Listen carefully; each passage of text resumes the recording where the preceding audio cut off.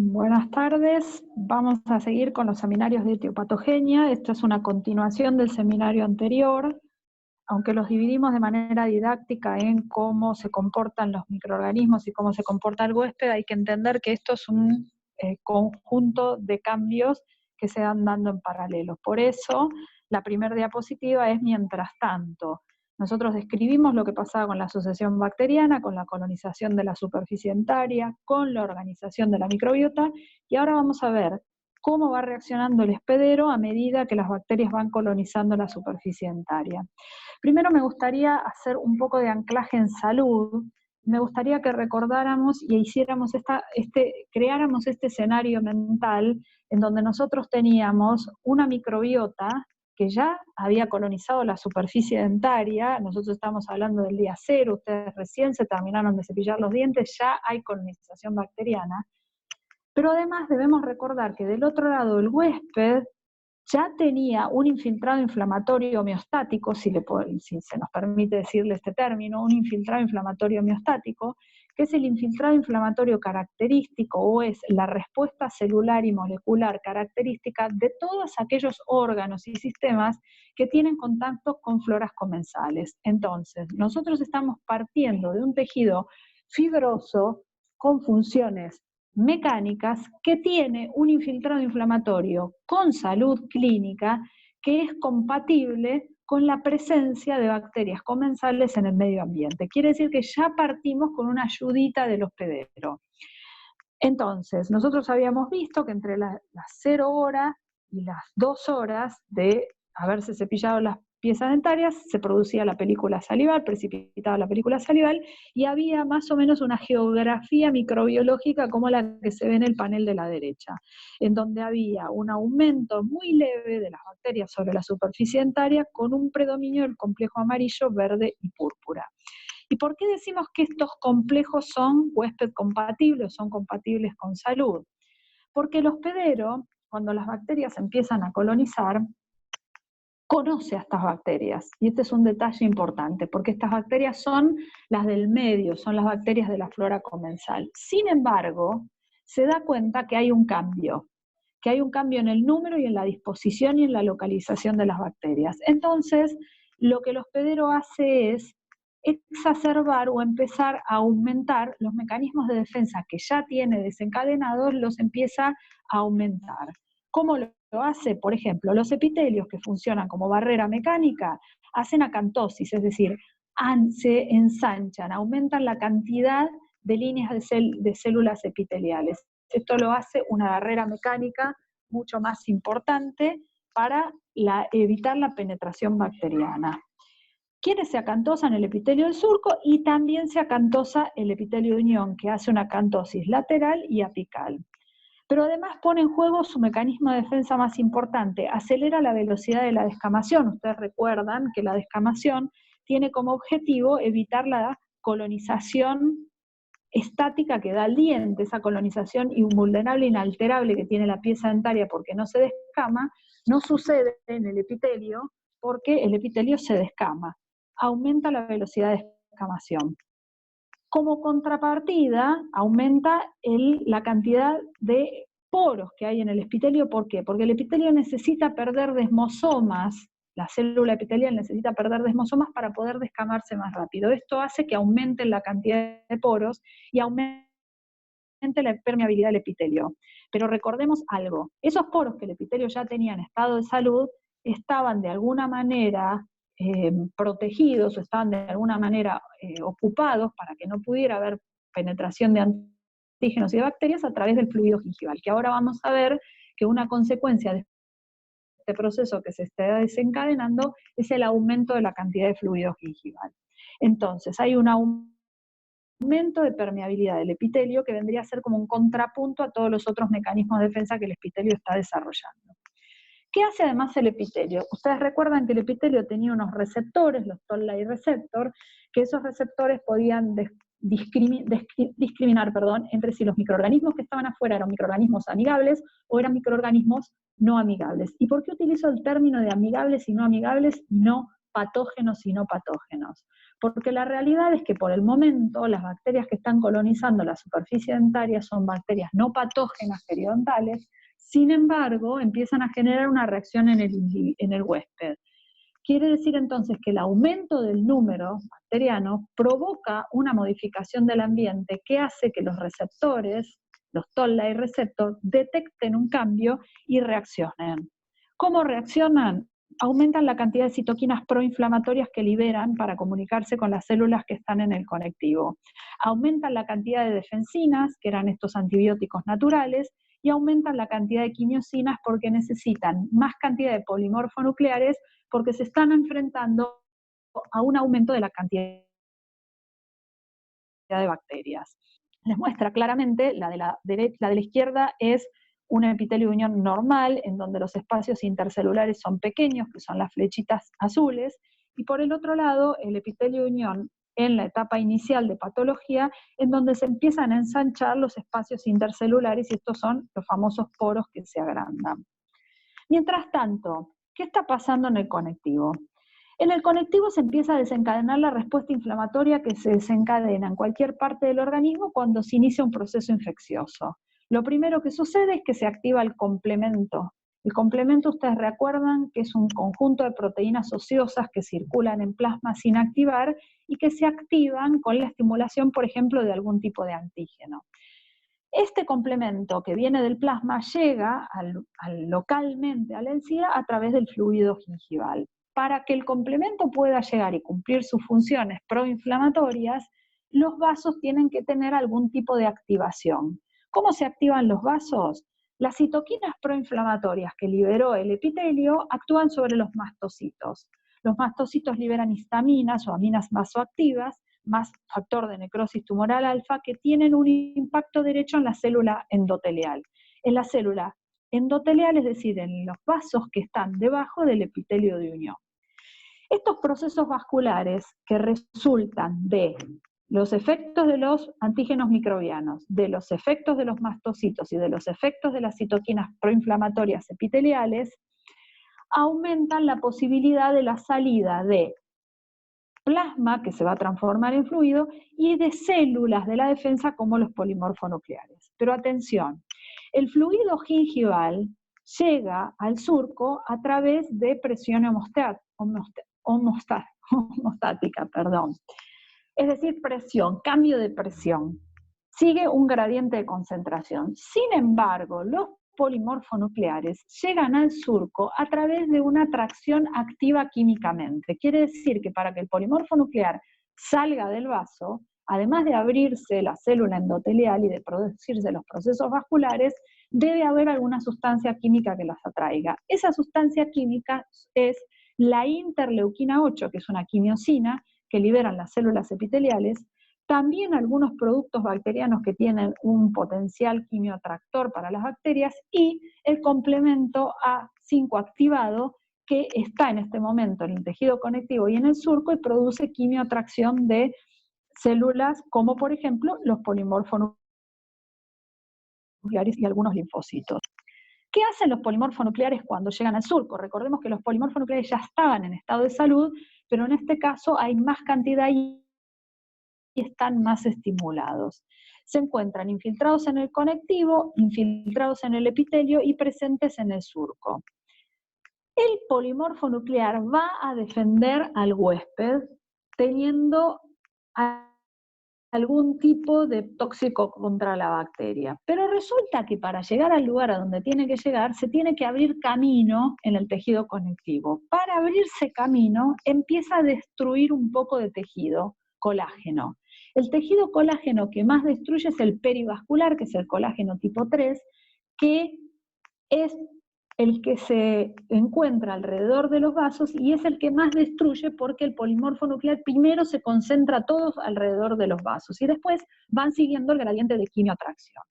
Una vez que el polimorfo nuclear llega al surco, que es su sitio de acción en esta etapa de la patología, el polimorfo nuclear no actúa demasiado dentro de los tejidos, sino que en este momento actúa en el surco, fuera del cuerpo, produce destrucción de la célula bacteriana a través de 3 mecanismos. Con algo de fagocitosis, escasa fagocitosis en esta etapa, liberando ciertas enzimas lisosomales que destruyen la célula bacteriana, y a través de lo que se llaman traps.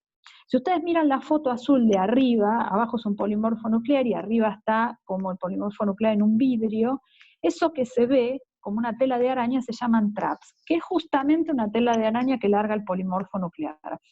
Es una especie de tela o de sustancia hilosa pegajosa que atrapa e inmoviliza al microorganismo o al antígeno y lo hace más posible de fagocitar. Está formado generalmente por cromatina de nuclear o de origen mitocondrial, que es la cromatina es una molécula pegajosa que permite que se peguen cosas. Entonces, estos son los mecanismos citotóxicos que utiliza el polimorfo nuclear. Yo les contaba, creo que la vez pasada, que esta imagen a mí me encanta. Esta imagen es una imagen en donde están en contacto los polimorfos nucleares que están en el surco enfrentando a las bacterias que están pegadas a la superficie dentaria.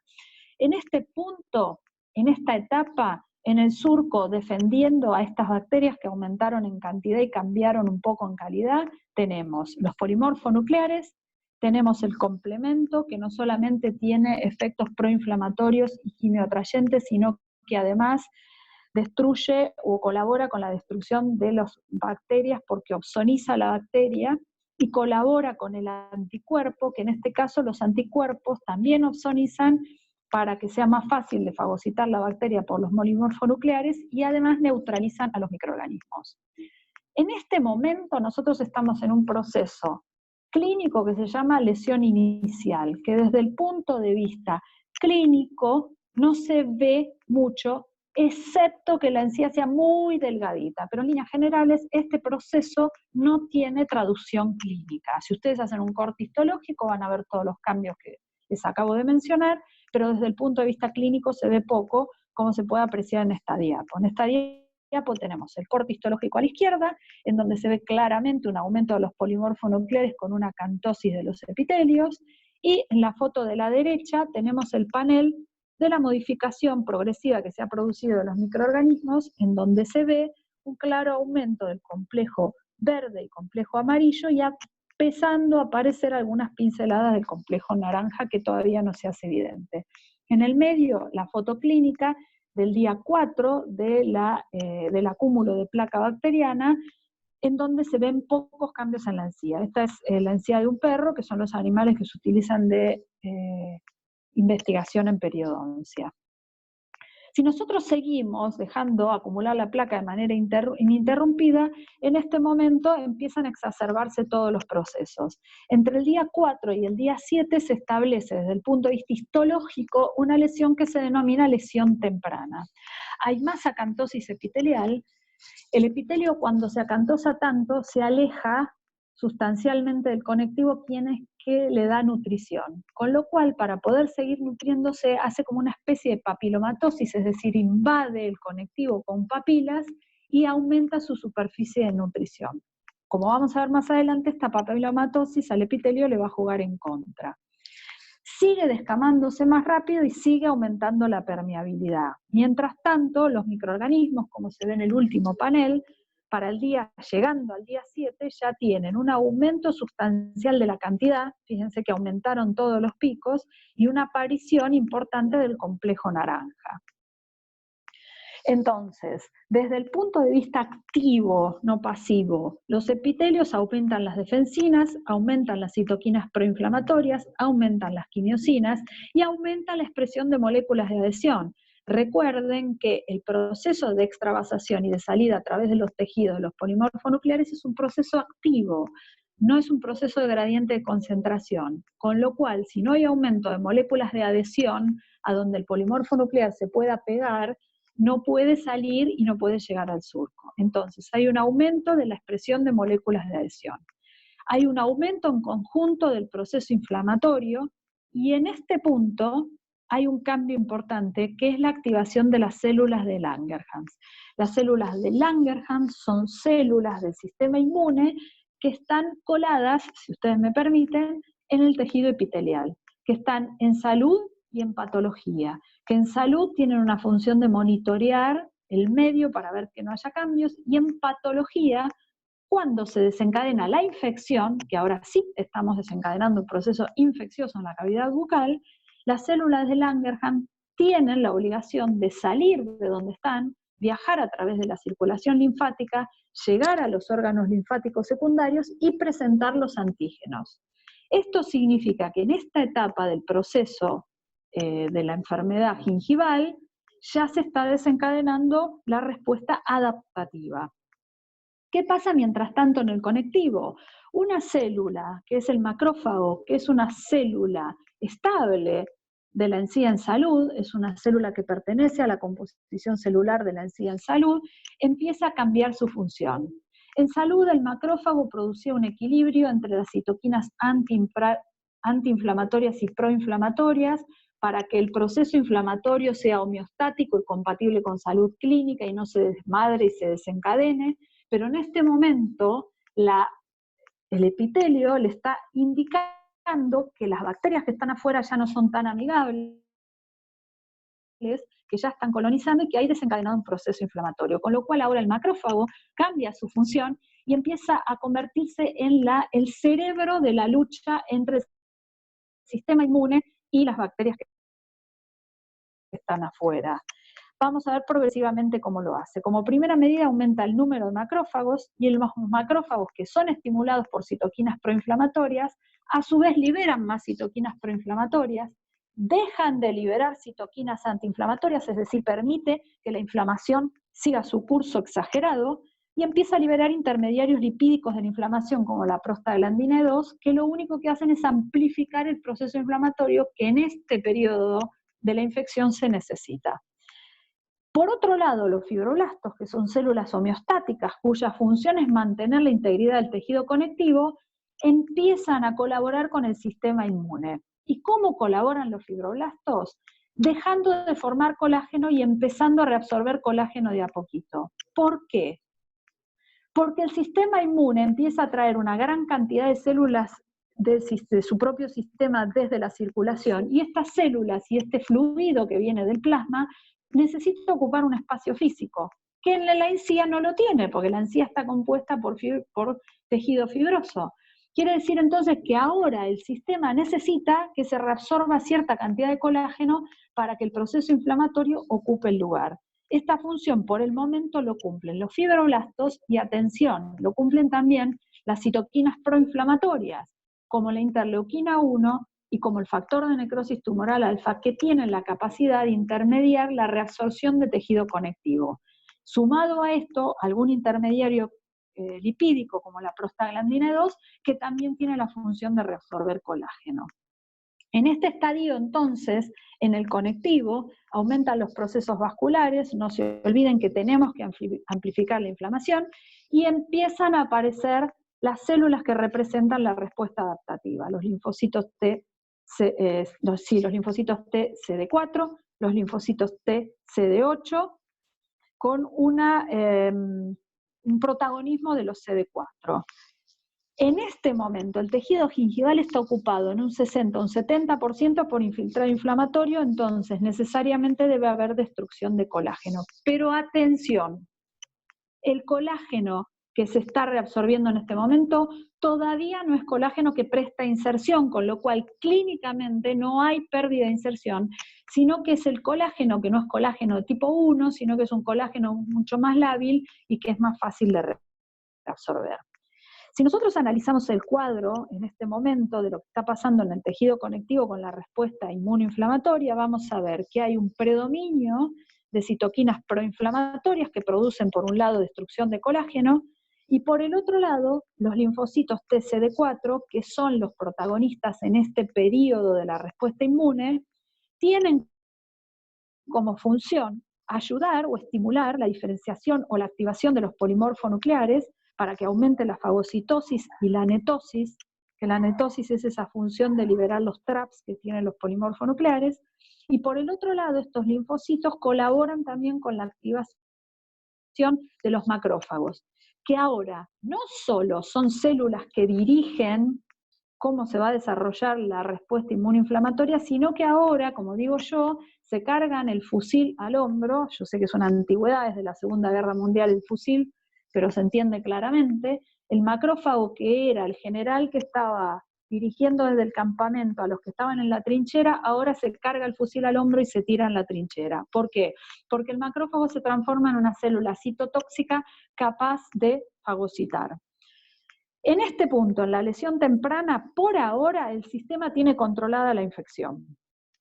Si yo no hago nada, si yo no le digo al paciente que se cepille los dientes y corto con esto, la cosa se empieza a salir de madre. Una de las primeras cosas que pasan es que la modificación que los microorganismos que están pegados a la superficie dentaria producen en el medio es tan importante que cambia el rol de los microorganismos en la placa. Esto se lo denomina disbiosis. Este cambio del rol de los microorganismos en la placa hace que aumente la patogenicidad de todos los microorganismos presentes en conjunto, con lo cual la cosa ya se está complicando.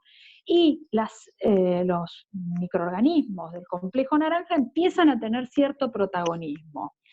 Las células que caracterizan a esta lesión temprana, que son los linfocitos T y los macrófagos, dejan un poco relegada la función de los polimorfos en el surco. Quiere decir que toda la lucha que se estaba produciendo fuera del cuerpo, ahora empieza a producirse en la encía.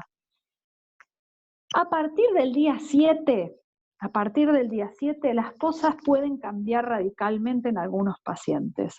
Al complejo rojo se le suman bacterias del complejo naranja y hay un aumento de la respuesta inflamatoria en conjunto. Si yo sostengo esta infección, se establece lo que se denomina lesión establecida, que tiene un correlato histológico y con un correlato clínico. En la lesión establecida yo ya evidentemente puedo ver una patología gingival con todos los síntomas. ¿Qué pasa desde el punto de vista tisular? El surco pierde el norte, casi se destruye, se convierte en el epitelio del surco en un tejido completamente poroso, con muy escasa queratina, con una descamación y una papilomatosis muy exagerada, que la combinación de ambos provoca una ulceración, y esta ulceración se traduce en sangrado. Cuando ustedes exploran el surco, estimulan la úlcera que tiene el epitelio del surco y sangra. Chicos, esta úlcera que se ve, no se ve clínicamente, es una úlcera microscópica, no se la confundan con la úlcera de alguna patología gingival, esto no se ve, se sospecha que la úlcera está porque ustedes exploran el surco y sangra.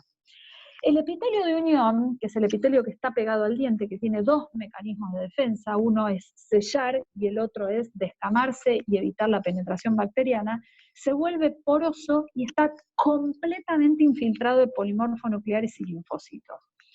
Los fibroblastos ahora se pasan al bando de las células inmunes y empiezan a liberar citoquinas proinflamatorias y mediadores lipídicos de la inflamación como si fueran un macrófago.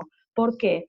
Porque en este momento el objetivo del sistema inmunológico, que no logró controlar completamente la infección, es amplificar el proceso inflamatorio. ¿Y por qué necesito amplificar el proceso inflamatorio? Porque ahora ya la inflamación no tiene como objetivo eliminar la infección. La inflamación, el único objetivo que tiene es permitir que el sistema inmune tome cartas en el asunto y resuelva la infección que la inflamación no pudo resolver. Pero para que las células del sistema inmune lleguen al lugar se necesita un proceso inflamatorio activo, con lo cual todas las células que están en el tejido, incluyendo los fibroblastos, van a funcionar para producir intermediarios moleculares que amplifiquen el proceso inflamatorio. Pasa de ser una célula homeostática a ser una célula que participe en el proceso de inmunoregulación y de destrucción tisular. La gran diva de todo esto es el macrófago. El macrófago produce un desequilibrio entre las citoquinas antiproinflamatorias, lo aumenta, hay más citoquinas proinflamatorias, libera más mediadores lipídicos y, como yo les decía, se transforma en una célula efectora, que ya no solamente va a fagocitar, sino que ahora tiene una actividad citotóxica, es decir, libera enzimas y mediadoras con poder de destrucción al medio. Imagínense en este punto que los tejidos gingivales se encuentran completamente amenazados, no solo por los productos bacterianos destructivos, sino también por los productos del propio huésped. En la lesión establecida aparece una célula un poco tardía del sistema inmune, que es el linfocito B. Ustedes saben que el linfocito B, con la colaboración de los linfocitos T, se diferencia en célula plasmática y produce anticuerpos. que los anticuerpos son como el objetivo más importante que tiene el sistema inmune para el control de todo lo que sean infecciones extracelulares, como es la infección periodontal. Digamos que en la lesión establecida el sistema inmune estaría llegando a su tope de función y de acción. Quiere decir entonces que en la lesión establecida a los macrófagos y los linfocitos que ya estaban, se suman los linfocitos B. Ahora, ¿por qué aparece este cartel de respuesta destructiva? Por todo lo que venimos viendo, porque todas las células que hasta ahora se mantenían tímidamente generando un proceso inflamatorio, en este momento empiezan a generar un proceso inflamatorio casi descontrolado para la llegada que necesitan indefectiblemente de los linfocitos T y los linfocitos B. Quiere decir que en este momento aparece lo que se denomina una respuesta destructiva en donde se va a ver más pérdida de colágeno. La lesión establecida se traduce clínicamente con el nombre de gingivitis. Si uno tuviera que pensar qué es lo que está pasando a nivel celular en una gingivitis, uno podría decir que hay una lucha permanente entre la respuesta protectiva, que está liderada por los anticuerpos, el complemento y los polimorfonucleares, y la respuesta destructiva, que está liderada por los macrófagos, los linfocitos T y B y los plasmocitos. Hay como una lucha de ida y vuelta. ¿Y esto cómo se entiende? A ver, los microorganismos aumentan la virulencia, arremete la respuesta inflamatoria protectiva, no puede dar con eso, entonces viene la respuesta inflamatoria destructiva, destruye un poquito de terreno, rompe 3 o 4 casas, elimina 4 o 5 trincheras, logra bajar la virulencia de la placa y vuelve para atrás. Cuando la respuesta inmune vuelve para atrás, si ustedes no le enseñaron higiene al paciente, la virulencia bacteriana remete de vuelta y nuevamente, todo el proceso inflamatorio otra vez.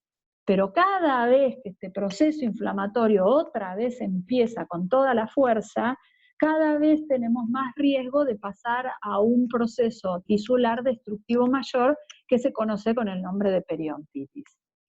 Sin embargo, la lesión establecida, que se traduce como una inflamación crónica con mínima destrucción de colágeno, básicamente el colágeno tipo 3, no genera pérdida de inserción, tiene una destrucción limitada al conectivo gingival, no involucra, como yo les digo, pérdida de inserción, es lo que se traduce clínicamente como gingivitis.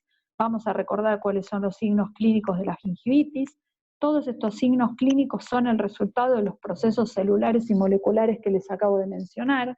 Aumento de la profundidad de sondaje porque aumenta el edema y el volumen de la encía, cambio de coloración de la encía por la extravasación celular y de líquido, cambio de consistencia por la presencia del edema, cambio de contorno justamente por el cambio de volumen, cambio de la terminación en filo de cuchillo por una forma redondeada por el edema, y sangrado del sondaje por la ulceración del epitelio del surco.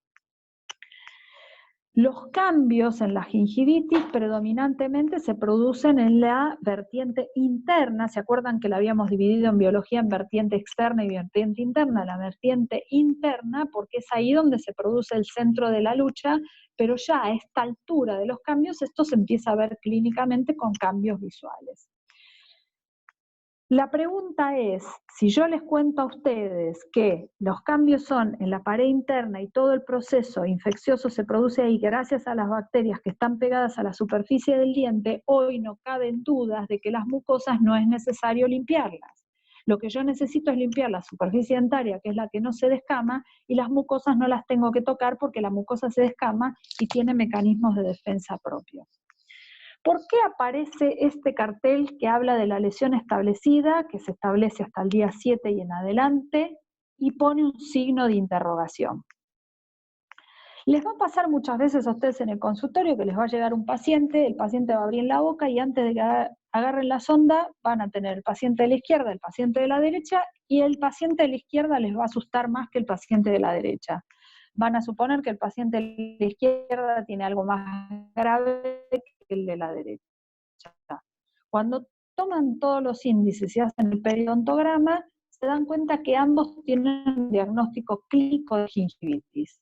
Entonces, si ambos tienen un diagnóstico clínico de gingivitis, uno proyecta la microbiología y la respuesta del huésped de estos dos cuadros clínicos y concluye con que es la misma. Con lo cual, el mismo diagnóstico, la misma trastienda microbiológica y celular, el mismo tratamiento. ¿Son distintas estas dos gingivitis y estas dos estas dos gingivitis, ¿alguna tiene más riesgo de pasar a periodontitis? ¿Hay algo diferente en estos pacientes? La realidad es que hace unos años se vio que las gingivitis podrían presentarse clínicamente diferente, inclusive podían presentarse clínicamente distinto en su etapa de evolución. Es decir, antes se creía que el paciente que dejaba de acumular placas 7 días, al día 7 indefectiblemente iba a desarrollar síntomas de gingivitis. Hicieron un trabajo de investigación que salió publicado en el 2005, donde vieron que no, que había tipos que no se cepillaban por 20 días y recién al día 20 empezaban con la gingivitis. Esto significa que hay una variación individual en el momento en el que se presenta la gingivitis y en la expresión clínica de la gingivitis. Pero que la gingivitis siempre se va a presentar cuando el individuo deja de acumular placa. Ninguna de estas lesiones que tienen alguna relación aparente con mayor severidad, pareciera como que es más grave la de la izquierda, que se llama high responder, porque no tiene una traducción muy clara, uno no puede decir un respondedor alto, uno lo que puede decir es que responde más que el otro. Ninguno de estos dos se demostró que pudieran llegar a tener más riesgo de desencadenar en una periodontitis que otro, digamos. Pareciera ser como que el riesgo de terminar en una periodontitis es igual en todas las gingivitis. La pregunta es, ¿cuál es ese riesgo? ¿Por qué no todas las gingivitis pasan a una periodontitis? ¿Qué diferencia hay entre un individuo que tiene gingivitis y qué diferencia hay entre un individuo que tiene periodontitis? El cuadro de la gingivitis es este. Nosotros tenemos microorganismos que han modificado su cantidad y su relación.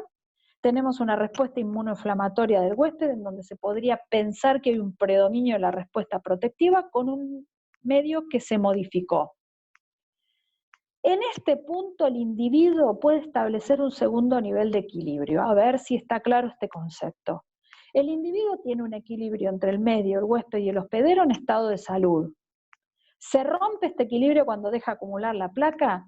Empieza una lucha entre los microorganismos y el huésped, pero puede llegar un momento en que el huésped y los microorganismos lleguen a un trato de mutua convivencia en este estado y se genera un equilibrio a nivel patológico y el individuo transcurra todo el resto de su vida con una gingivitis. ¿Es posible esto? Sí, es posible esto. Hay individuos que aunque nunca se cepillen los dientes van a tener una gingivitis toda la vida. De este grupo de individuos, solo el 30% desarrolla una periodontitis. Entonces, la pregunta es, obviamente, ¿cuál de este 30%, cuáles son estos 30% que desarrollan una periodontitis? Sabemos claramente lo que le pasa a los individuos que tienen una periodontitis, que es lo que vamos a ver en lo que resta de la clase. Lo que no sabemos es este punto, el momento de quiebre. ¿Qué es lo que pasa para que el 30% sigan haciendo una periodontitis y qué es lo que pasa para que el resto no la haga? Tampoco sabemos en qué momento de la vida va a pasar esto, con lo cual, y este es un mensaje clínico bien claro, nunca hay que relajarse con una gingivitis. No importa a qué edad el individuo presente la gingivitis es el primer y más importante factor de riesgo para desencadenar una periodontitis. Vale decir que si ustedes se relajan, no diagnostican la gingivitis y no la tratan, lo están empujando al individuo a tener una periodontitis. Bueno, pero si yo no lo sé, yo no sé si pertenece a ese 30%. Bueno, justamente, como no sabes que no pertenece a ese 30%, no te podés relajar con la gingivitis. La prevención de la gingivitis hoy es necesaria para prevenir una periodontitis futura. Y si algún día descubriéramos qué individuos van a desencadenar una periodontitis, ¿podríamos relajarnos y no tratar la gingivitis? Tampoco, porque la gingivitis no es salud, es una patología leve, pero es una patología. Y un individuo que tiene gingivitis es un individuo que está enfermo. ¿Puede traer alguna implicancia mayor el tema de que el individuo tenga una gingivitis y yo no la traigo? Sí, y no la trate, sí, claramente. Hay un montón de trabajos publicados en donde muestran que un individuo con una boca infectada, como es con gingivitis, puede tener riesgo de complicación de patologías sistémicas. Ahora volvamos al factor de riesgo. Gingivitis como factor de riesgo de futura periodontitis. ¿Qué pasa en esos individuos que pasan de una gingivitis a una periodontitis? ¿Qué pasa con esos individuos que llegan a una lesión avanzada? Se supone que lo que sucede es que se rompe el equilibrio. O bien las bacterias modifican y rompen las reglas de juego y aumentan su virulencia por algún motivo, o bien la respuesta del hospedero se modifica porque ya venía fallada de antes y cede ante la virulencia, o bien pasan las dos cosas. Lo concreto es, no se sabe quién empieza, no se sabe qué es primero, si el huevo o la gallina, lo que sí se sabe es que esto sucede y se modifica esta relación que había entre el hospedero y los microorganismos. ¿Qué es lo que se ve desde el punto de vista microbiológico en una periodontitis?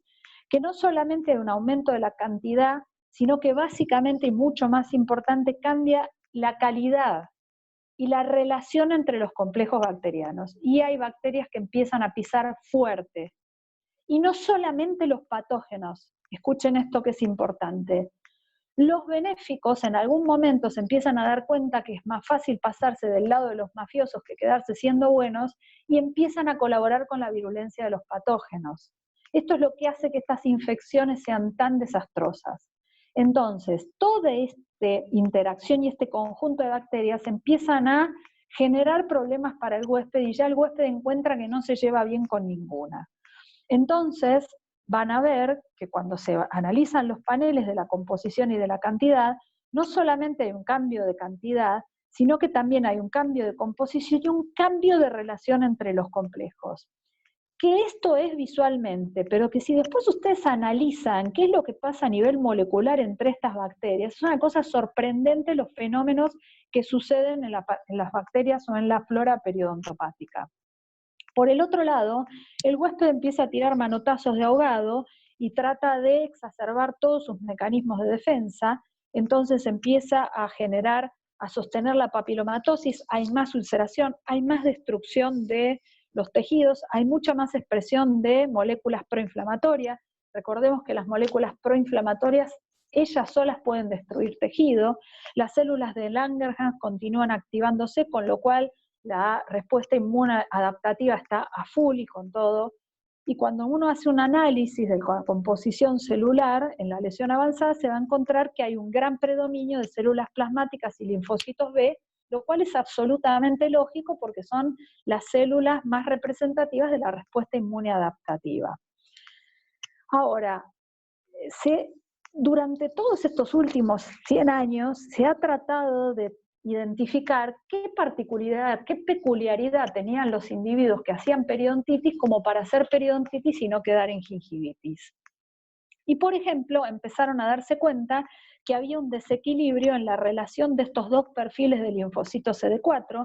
Ustedes recuerden que el linfocito C es un linfocito que ayuda, es el T-helper.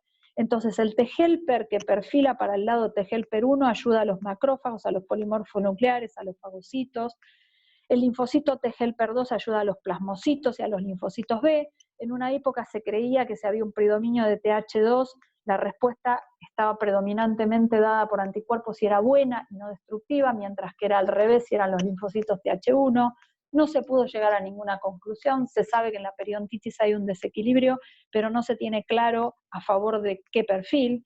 Se vio también un rol protagónico de los linfocitos D, básicamente los linfocitos D con efectos supresores. ¿Qué es esto? Ustedes saben que cuando el sistema inmune empieza a detectar que la infección está disminuyendo, el propio sistema inmune se autorregula y empieza a bajar la potencia de la respuesta para no destruir demasiada cantidad de tejidos al cohete.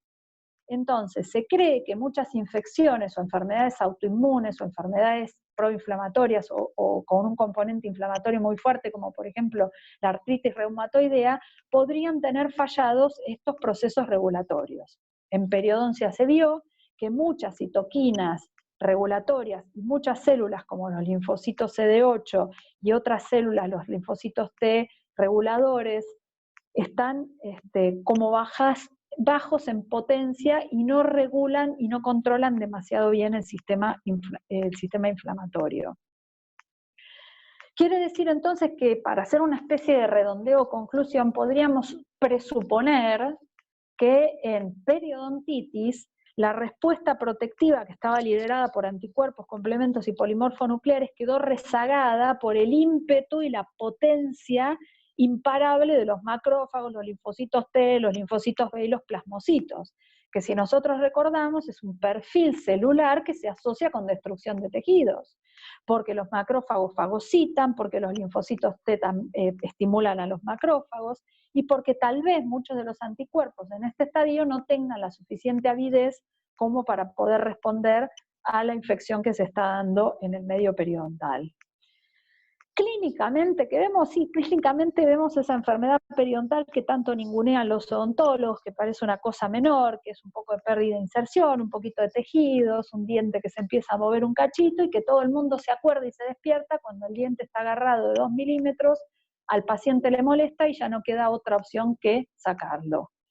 El proceso de la enfermedad periodontal empieza cuando se pierden 0,2 milímetros de inserción, el proceso inflamatorio y la respuesta del huésped junto con los microorganismos destruyen los tejidos, y en este punto, en esta lesión, la destrucción de los tejidos no solamente involucra conectivo, sino que involucra hueso, con lo cual se empieza a comprometer la inserción de la pieza dentaria.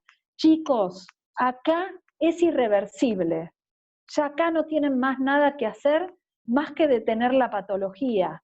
No se tienen que acordar de la enfermedad ahora, se tienen que acordar de la enfermedad cuando el sistema todavía la tiene controlada, que es en la gingivitis. Cuando la gingivitis pasa a periodontitis, yo les acabo de mostrar que se genera un desmadre microbiológico y un desmadre celular tal que es muy difícil de parar. Lo pueden parar obviamente con el tratamiento correcto, como van a aprender el resto del año, pero si el paciente no consulta a tiempo y el odontólogo no diagnostica a tiempo, esto se va al tacho y el paciente en muchos casos termina en una periodontitis severa. Entonces, en la lesión avanzada están involucrados el periodoncio de protección y ya está involucrado el periodonto de inserción. Esto es irreversible. No importa que les vendan una caja llena de productos que regeneran los tejidos periodontales. Por ahora, la mejor regeneración periodontal la hace la biología. Y la hace la biología cuando todavía el periodonto está intacto. No hay manera de recuperar en la boca lo que se perdió, ni con métodos regenerativos, ni con implantes. Ergo, no hay mejor enfermedad periodontal que la que nunca se expresa. No hay que llegar tarde. Un detalle importantísimo que hay que tener en cuenta, porque haciendo esta reflexión tan efusiva que yo les hago, alguno podrá pensar en su mente que no importa si total yo saco el diente y pongo un implante. Bueno, acá está la respuesta. Resulta ser que la biología del periodonto es tan genial que la biología del periodonto detecta la presencia de una enfermedad, una infección que compromete su vida, el diente, compromete la vida del diente, pero también compromete la vida del paciente. Ustedes tienen que entender que los sistemas, el sistema inmune, cuando no puede controlar la infección de un órgano, lo primero que hace es expulsar al órgano del cuerpo. Y si al órgano del cuerpo no lo puede expulsar, lo segundo que hace es expulsar al humano de la población para que no siga contagiando al resto de la gente y esa enfermedad se transmite indefectiblemente. El objetivo del sistema inmune es expulsar a la pieza dentaria que es la que está infectada. Pero para que esta infección no se haga sistémica, la enfermedad periodontal avanza y deja siempre una cincha de tejido conectivo perteneciente al periodonto de inserción que separa al del periodonto de protección, deja siempre una cincha de tejido conectivo sano del periodonto de protección que separa al periodonto de inserción, que es al que tiene que defender, del frente de infección que viene por arriba. Esa cincha se ve claramente en este corte histológico y es una banda de tejido que mide aproximadamente entre 1 milímetro y 0,5 milímetros. Eso hace que la enfermedad periodontal sea de avance lento en la mayoría de los cuadros. Cuando se ven los cortes histológicos de las periimplantitis, es decir, de las lesiones periodontales en los implantes, esta cincha no existe. Y hay un contacto directo entre el frente de infección y el hueso. Hay infiltrado inflamatorio en los espacios medulares óseos y las bacterias están metidas adentro del hueso que sostiene el implante. Por lo tanto, todavía, inclusive con periodontitis, la pieza dentaria sigue siendo mejor que el implante.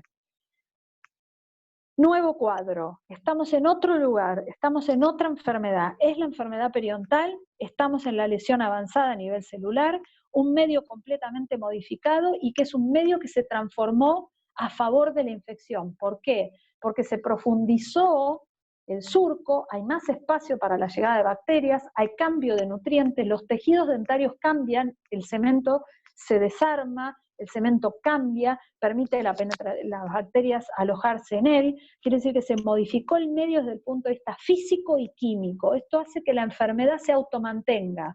Vale decir que su primer objetivo en la terapia va a ser modificar nuevamente este medio y tratar de que esta bolsa se cierre y que el cemento infectado sea eliminado. Mientras tanto, el hospedero hace lo que puede, y lo que puede es tirar con toda la artillería defensiva que tiene, lo cual en algún momento se le vuelve en contra porque sigue destruyendo tejidos y se sigue apicalizando la inserción dentaria. Y los microorganismos en su salsa, en su mejor momento, con un medio que los favorece y con un huésped que los ayuda. La periodontitis es una patología infecciosa seria, y es una patología irreversible que afortunadamente tiene tratamiento. Clínicamente se traduce, como ustedes ya saben, en más cambios de coloración, o los cambios de coloración típicos inflamatorios, cambios de consistencia, cambio de contorno, cambio de terminación. Digamos, el aspecto inflamatorio es muy parecido al de la gingivitis. La gran diferencia es que hay pérdida de inserción dentaria que se puede medir. Se podría especular que la diferencia entre un individuo que convive con una gingivitis toda la vida y un individuo que desarrolla una periodontitis radica en la respuesta inflamatoria o en la respuesta inmune que predomine. Si predomina la protectiva será una gingivitis, si predomina una destructiva será una periodontitis. La pregunta es, ¿qué origina esta diferencia en la respuesta inmunoinflamatoria del paciente? No se sabe a ciencia cierta, pero se cree que es algo de origen genético, es la famosa susceptibilidad genética. Esa susceptibilidad genética la tenemos todos para todo. Tenemos susceptibilidad o para estar sanos o para enfermarnos de gripe, para enfermarnos de tuberculosis o para enfermarnos de enfermedad periodontal. Hoy en periodoncia, gran parte de los cañones de la investigación están enfocados a encontrar esas fallas genéticas que el paciente puede tener que lo transformen susceptible a la enfermedad periodontal. Por ahora se sabe poco. Hay mucho en estudio, pero se sabe poco. Esto indica que el control primario de la periodontitis sigue siendo la gingivitis. Y esto indica que la gingivitis es una patología clínicamente leve que puede desencadenar en una patología clínica y sistémicamente grave como es la enfermedad periodontal. Chicos, la enfermedad periodontal es una enfermedad que se puede prevenir. No hay ninguna excusa para que hoy en un consultorio odontológico un paciente al que ustedes vienen tratando hace 15, 20 años tenga enfermedad periodontal. La enfermedad periodontal se previene con higiene. Quiere decir que si ustedes, después de trabajar 20 años en el consultorio, tienen un paciente que se trata con ustedes desde los 18 años y llega a los 40 con periodontitis, los que se equivocaron ahí fueron ustedes, no la naturaleza. Entonces, aprendan el proceso de enfermedad periodontal para aprender cómo la enfermedad periodontal se previene. Terminamos con etiopatogenia y después seguiremos con los teóricos que vienen.